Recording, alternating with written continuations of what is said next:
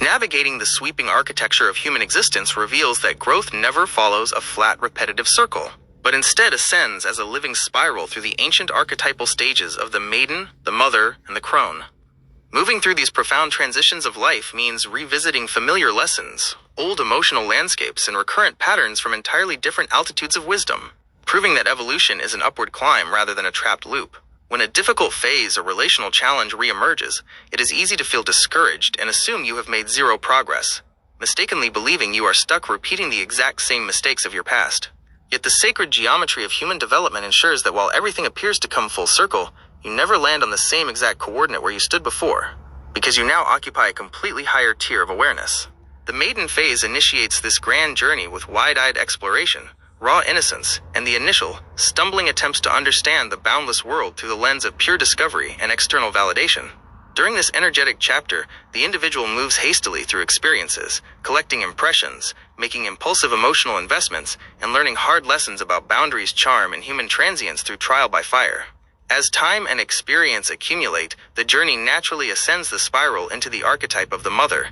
where the focus shifts dynamically toward nurturing, sustaining responsibility, and pouring vital energy into building, protecting, and maintaining life. In this stage, the lessons of endurance, commitment, and holding space for others take center stage, forcing the individual to look beyond selfish desires and master the art of steady, unwavering presence through inevitable stagnation. Yet the spiral continues its relentless, upward ascent, eventually carrying the traveler into the powerful domain of the crone, where deep inner wisdom, radical detachment, and absolute self-ownership reign supreme.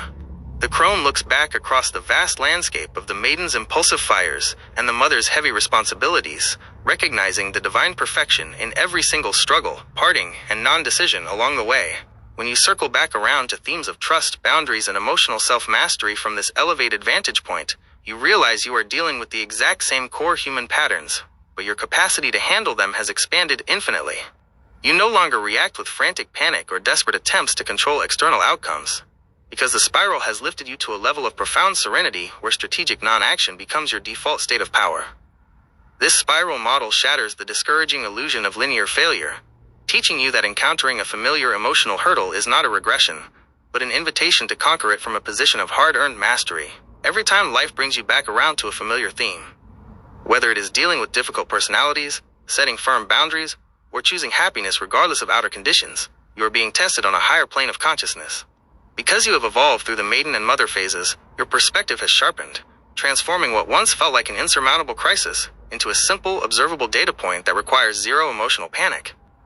You recognize that the lessons of life continually revisit us precisely because mastery requires refinement, offering multiple opportunities to respond with greater grace, deeper detachment, and unshakable inner peace. Embracing the spiral nature of existence liberates you from the heavy burden of perfectionism, reassuring you that stumbling over old challenges simply means you are preparing to transcend them from the next level up. The maiden's curiosity, the mother's endurance, and the crone's transcendent wisdom are not separate compartments of a lifetime, but continuous, flowing turns of the same ascending spiral that constantly reshapes your character from the inside out. As you move higher with every rotation, the petty dramas of the outer social spectrum lose their grip. The frantic need to micromanage acquaintances dissolves, and the profound beauty of doing nothing in the face of chaos becomes crystal clear.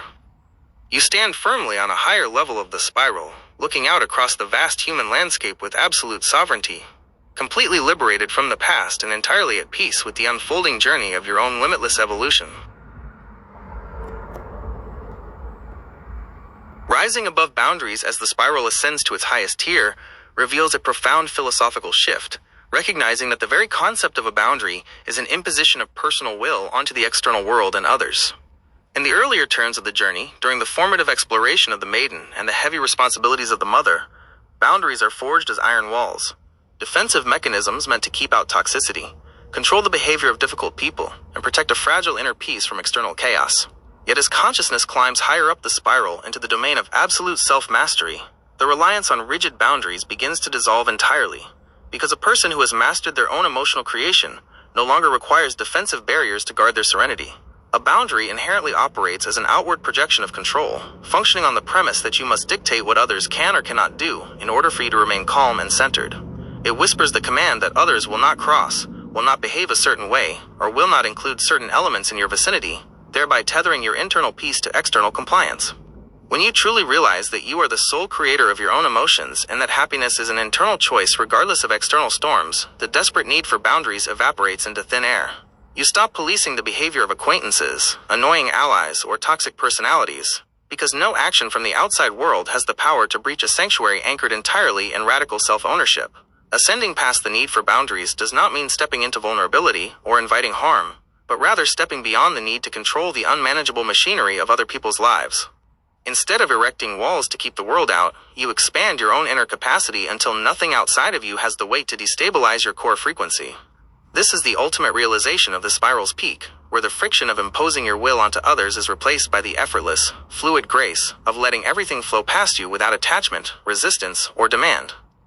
By dropping the weapon of boundaries, you liberate both yourself and others from the exhausting game of behavioral management, stepping fully into an unshakable state of freedom where peace requires no defense, because it is intrinsically what you are.